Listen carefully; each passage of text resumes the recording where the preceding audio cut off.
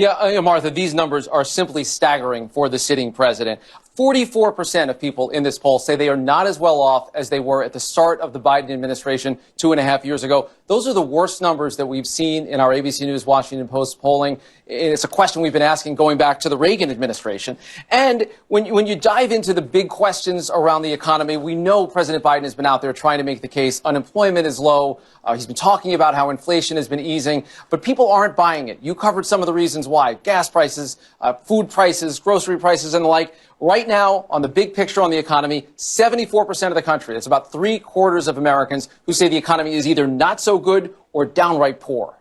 And it's not just the state of the nation or the policies that are giving people pause on President Biden. It seems to be the man himself. Yeah, Martha, let's talk about age, because we know for sure that the country certainly is. President Biden would be 82 years old on Inauguration Day 2025. That's how old he is. He's not getting any younger. And, of course, perceptions around his ability to perform in the job are not getting any better. Right now, 3/4 of Americans, 74%, say that he is too old to effectively serve in a second term. That compares to about 50% who say the same around Donald Trump. And it's not just Republicans or independents who are skeptical over Joe Biden. This is a question we asked. Should Biden be at the top of the ticket? 62% of Democrats and Democrat-leaning independents said they think that someone else should be the presidential nominee, although the party is deeply split on who that someone else should be. And Martha, maybe the most startling number in our poll is this, the hypothetical matchup, a rematch of Donald Trump versus Joe Biden. Our poll with the Washington Post pegging this at 51% for Donald Trump over Joe Biden. That is a 9-point edge. Now, that's only a couple of points difference from our last poll in May, but it is significantly different than most recent polls. It is an outlier compared to other polls we've seen recently. Our partners at 538 put together an analysis for us. They find an average of recent polls having this more in the 1 or 2 point range, with Joe Biden typically having the edge. But whether you believe that or not, look, there's a good chance that there's people just trying to send a message in the polling right now, given the other frustration we've seen. We know in this poll there's some quirks, some oddities around the number of black voters and Hispanic voters, the younger voters who seem to be supporting Donald Trump.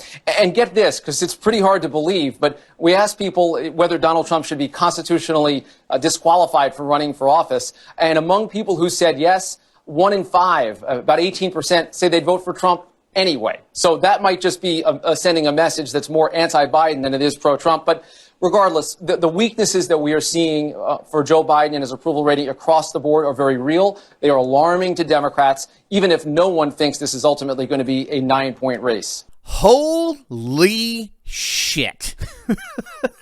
Those are the 2 words that are resounding throughout the hallways of all the liberal lamestream media outlets.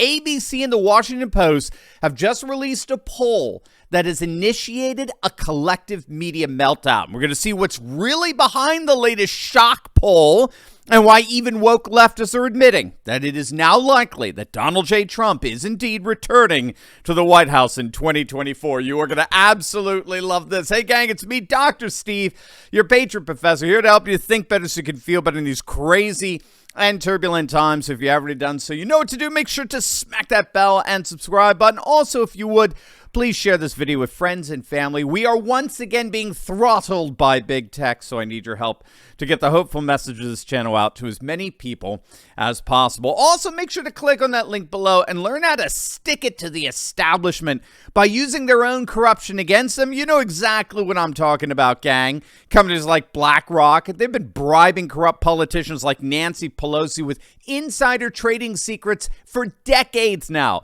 They know a whole host of trading secrets that give them an unfair advantage when picking stocks. But did you know that thanks to a little-known SEC database, guess what? We can have access to those very secrets as well. We can see what stocks these corporate CEOs are buying up in real time, and then we get to piggyback on their trades to gain the same advantage for ourselves that Pelosi and the crooks in D.C. have. My friend Ross Givens has been tracking insider trading for years, and his recommendations have led to investment returns of over 200%. Some have hit as high as nearly 1,500%, and now it's your turn. Click on that link below right now and learn how you too can learn to trade like Pelosi. Click on that link and learn how to gain an insider advantage for yourself today. What on earth do we even begin to say at this point?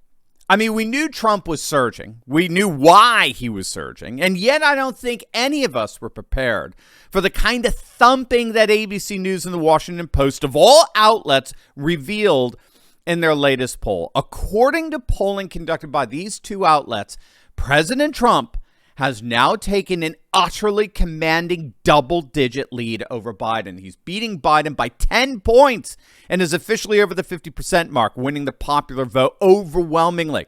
Rich Barris of the People's Pundit pointed out that this is the same poll, ABC Washington Post, that gave Biden a 17-point lead in Wisconsin in 2020. Remember, Biden went on to win Wisconsin, by 20,000 votes, and then a judge threw out those votes as illegal 2 years later. Wisconsin has very strict mail-in ballot rules that were blatantly violated in 2020. Regardless, the point is that ABC Washington Post polls tend to dramatically oversample Democrats. Molly Hemingway pointed out something similar.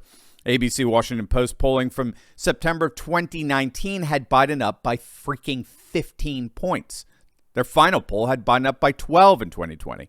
They consistently oversample Democrats, and yet, despite that, they're getting results showing Trump with a double-digit lead. And the legacy media, the mainstream media, is absolutely panicking. Here's NBC over the weekend. It's a simple question of job approval. Barely 40% approve of Joe Biden's performance. And we have to note 56%. That's the highest disapproval rating for President Biden since he took office. That's significant. Yeah, so let's take a look at what's driving that too here. In one big area, no surprise, it is the economy. Look at this contrast. This is April of 21, months after Biden took office. Nearly half the country was satisfied with where the economy was then. Now, barely 1 in 4 Americans satisfied with the economy. There's also this. We found an enthusiasm gap between the two parties. We ask folks on a scale of 1 to 10, how enthusiastic are you about the presidential election? And you can see Republican to Democrat, there is a gap right there. Where's the lag for Democrats? We found a couple places. Non-white voters, you could see significantly less enthusiastic than white voters. And then how about this age gap? The youngest group of voters who Democrats have been trying to get excited and motivated, nearly 50-point gap there. So really an uphill battle to try to make sure voters don't stay home if you're Democrats. Yeah, that's it. And the problem for Democrats, too, the lack of enthusiasm about the election, there's clearly a lack of enthusiasm about the president himself, because we asked primary voters on the Democratic side, do you want options next year besides Biden? 59% said yes, they do. This is not a normal number for an incumbent. We asked the same question a year before Donald Trump sought re-election of Republicans. Only 37% wanted more choices then. That's a very high number. Yeah, this is like the inverse of each other, these two numbers. Exactly. Yeah. And so it raises the question, too, what else concerns Democrats? And I think this gets to sort of the elephant in the room here. Biden's age and fitness. I mean, look at this contrast. We have talked so much about Donald Trump, the indictments, the legal woes. They are clearly a major or moderate concern to the majority of Americans. But Biden's age and fitness for office, almost 3 out of 4 in our poll. This is Democrats, Republicans, independents say it's a major or moderate concern for them. How about Trump? He's only a few years younger than Biden. A full 27-point gap right there. This is looming as a major problem for the president, too. It's notable because his strategy is to try to laugh off concerns about his age. We'll have to see if they revisit that strategy. All right, fascinating stuff. That's not a normal number for an incumbent. Did you hear that? 60% of Democrats want someone else other than Biden. That's not a normal number for an incumbent. That's NBC's commentary. And think about it. That's certainly not a normal number for an incumbent who the media's been deliberately covering up for, lying for, spinning for, advocating for 24/7. And the whole thing is falling apart right before their very eyes. And you just saw why. We know why Trump is getting these kinds of numbers. It's because he is actively unraveling the Democrat coalition. Young people, non-white voters, they're not just lethargic towards Biden, they're actually supporting Trump in record numbers. Again, we talked about this last week. Again, this is from the Washington Post.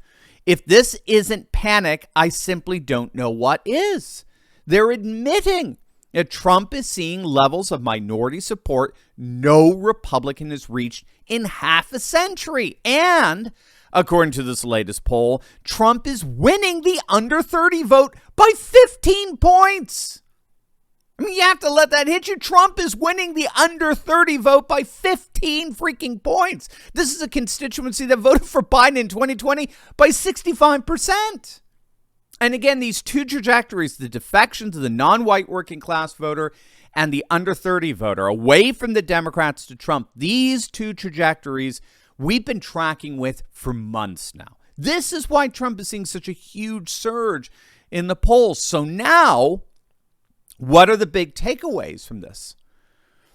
Well, the first takeaway is very simple. The GOP primary, as of this weekend, is officially over. I mean, with Trump posting numbers like these against Biden, I mean, you could expect the numbers for the other GOP candidates to just continue to absolutely dwindle. This thing is done. Trump is the nominee, end of story. The second takeaway here is that obviously the Democrats are getting utterly desperate. They have no idea what they're going to do with this incontinent in chief who refuses to leave the White House like he was supposed to. I mean, in fairness, to be more accurate, it's the powers that be behind Biden, the people who are actively propping up this weekend at Bernie's presidency. They're the ones who are refusing to leave. Obviously, Kamala's people and Biden's puppet masters are very different people. They're not the same, or Biden would have been gone long ago. But regardless, the Democrats and the legacy media are in a total meltdown right now. They know something has to be done, but they obviously don't know what. So we'll have to see what rabbit they pull out of the hat. Finally, the third takeaway, for me, perhaps the biggest takeaway in all of this, that mugshot. That freaking glorious, magnificent mugshot is the GOAT, man. It is the greatest of all time because it made Trump officially gangsta. He's now one of us. Voters who've consistently voted Democrat are now voting Trump almost solely based on the fact that that image made him one of them. And it's absolutely unraveling the Democrat coalition. So we'll obviously be keeping our eyes on how things develop here, but we may be looking back on this weekend, months from now, as that moment when Biden's fall officially began. Are you ready to join the resistance? Because I'm leading a group of dedicated, courageous patriots who can lead a spearhead into the heart of the secular globalist establishment. We punished Bud Light and Target, driven CNN and the legacy media to near bankruptcy, forced BlackRock to backtrack on ESG, and now we're seeing our conservative-dominated Supreme Court ending affirmative action and protecting religious liberty. In my Insiders Club, I show you concrete steps to take locally and online that will only keep this mass uprising going until the battle is won. Don't wait. Click the link in my description below and join my Courageous Patriots Insiders Club today.